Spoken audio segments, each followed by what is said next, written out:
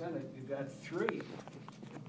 And it's like, if you want to do the job, like I'm rarely at home, what would it be like with 3 assembly districts? So I take my hat off to anybody, whether it's a Democrat or Republican that runs for the state Senate and wins it, provided they're going to do the job. So at this point, no. No.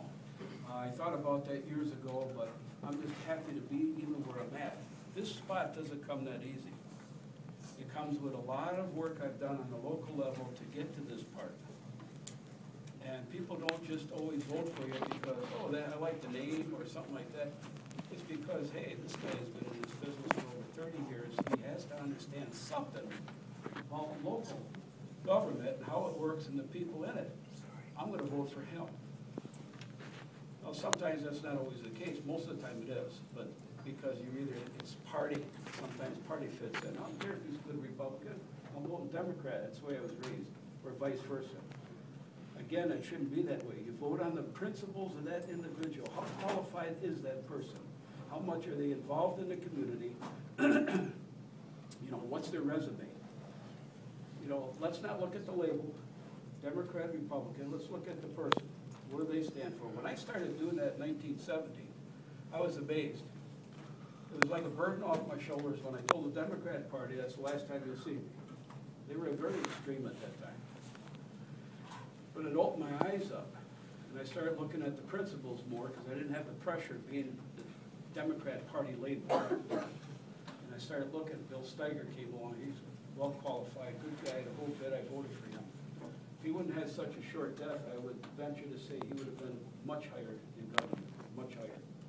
He was truly a good person as far as representative of all the people.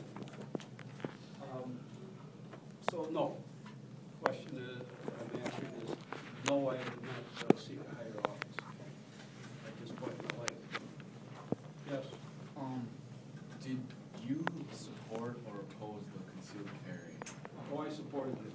I supported it more personally, offhand. We're not in the Wild West, so I was kind of like somewhat against it.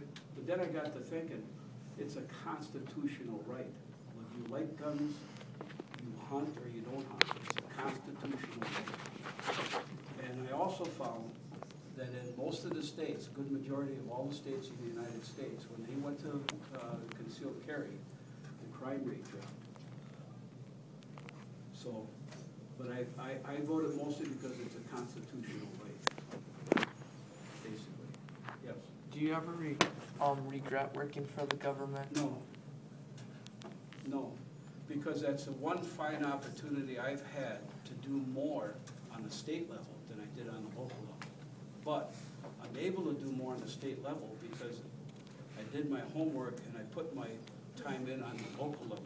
You have to understand the people at the local level before you can go to a higher job and do a job for them. Always remember that. Some of them are very rare. Ron Johnson, the Republican U.S. Senator, he jumped from a businessman right up to the top. That's a rarity. That's a rarity. But his platform at that time in November of 2010 was such that we need a guy like that. Yes. What would you do differently if you were the crap, I forgot my question. What about this one? Are you in the assembly? You have to run every 2 years. 2 years. So you're up again here in 2012. Yeah, it seems as though you get a year. The first year is a hard one because you got the budget and a lot of stuff. There's hundreds of bills coming in, and you have to read each one. You have to look at them. There's a lot of work to that. Now it's not like lifting 52-pound ring gears off a truck that I had to do for many years, or lifting or whatever. But it's a mentally stressed type of job because you're trying to learn what you can about bills so that you can sensibly vote on them. And it almost seems like all of a sudden you're up for re-election again. Sometimes I wish we terms were longer, for that matter. I was asked about term limits. There I'm undecided. And the only reason being is because it's true in some cases you get rid of some of the older folks, that hang on. But then there's a lot of people I've run into that are there for the right reasons. They have a lot of knowledge, a lot of experience, and they're good at what they do. So term limits would probably turn them out too. So, I'm undecided about term limits for that matter. Yes? What are your thoughts on medical use of marijuana? Well, I'm against marijuana use, period. Medical part, and I'll tell you why. What was not thought of, when the two people came in my office 2 years ago, they wanted to get me over to go with medical marijuana. It sounds good, right? The problem, I said to them, the first things I thought of, if you legalize something like that, that means that the pharmacies are gonna be carrying it. There's gonna be some agencies carrying it, which could incite more reason for crime. Break-ins, holdups. How about somebody that has it legitimately but is selling it? How about that person in his home that's using it as break-ins because he has it or she has it?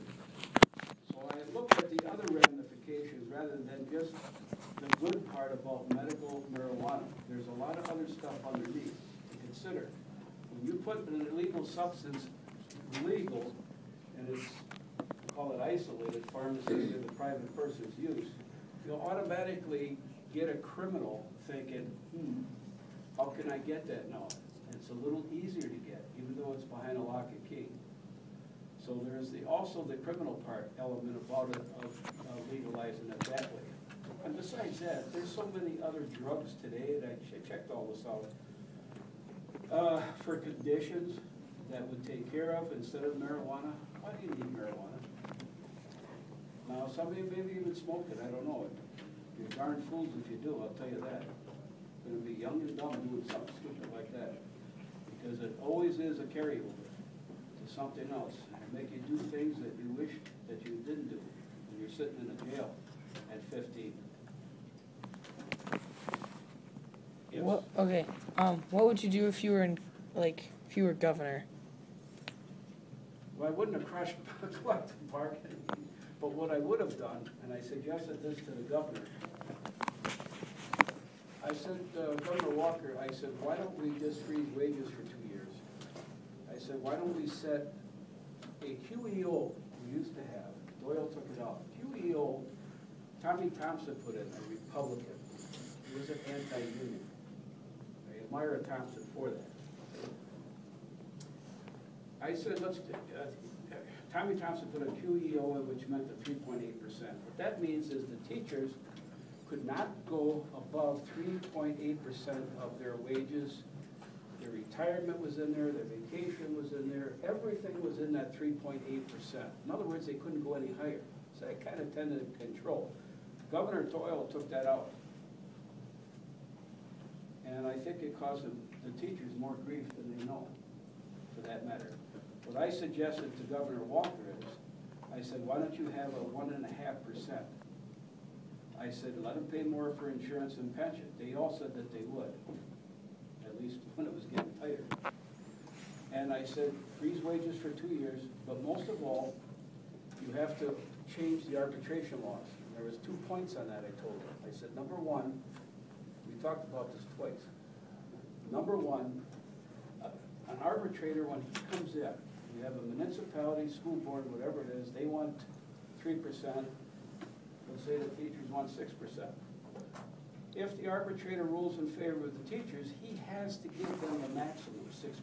He cannot compromise. He can't say, hey, look, we're in a recession, you're only getting 3.